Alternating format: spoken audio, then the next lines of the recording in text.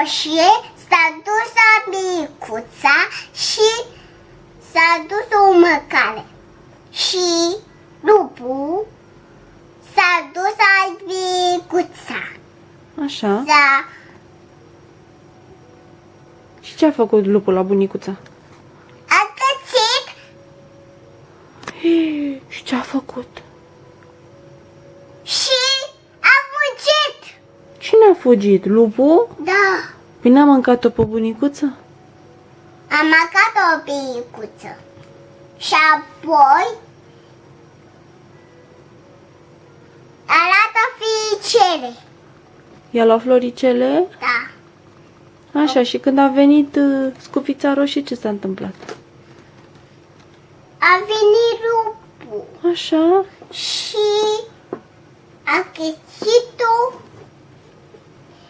că e o lupul frumoasă. Era scufița roșie frumoasă și lupul a înghițit-o, nu? Mamă, A înghițit-o lupul. a găsit-o o fiță roșie. Hai, măi, mamă.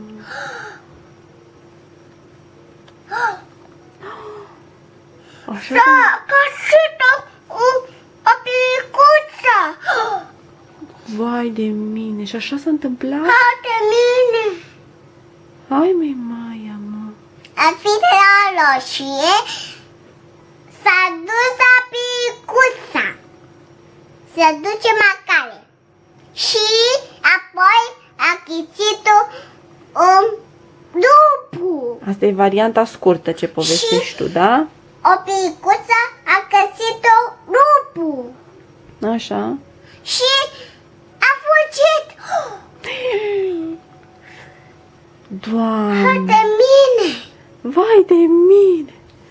Ce s-a întâmplat? Și s-a separat.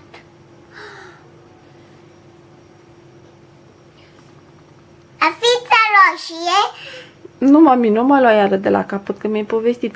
Ia spune, cum a fost ieri la nuntă? Ți-a plăcut la nuntă lui Ancuțiculic? A fița roșie s-a dus la micuța. Ia spune mie, de unde ai pijamaua asta? Nu, Cine ți-a dat ție pijamaua? micuța. Pijamaua asta frumoasă cu Hello Kitty, de unde ai primit-o? De A la... fița roșie, Aoleu, lasă-mă, mami, cu scufița roșie, că este de 100 de ori. nu.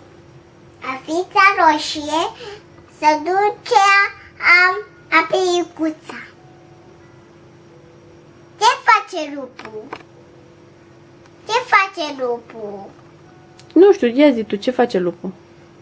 A găsit-o o picuță Așa, și a găsit-o. așa. Ha, de mine! Vai de mine!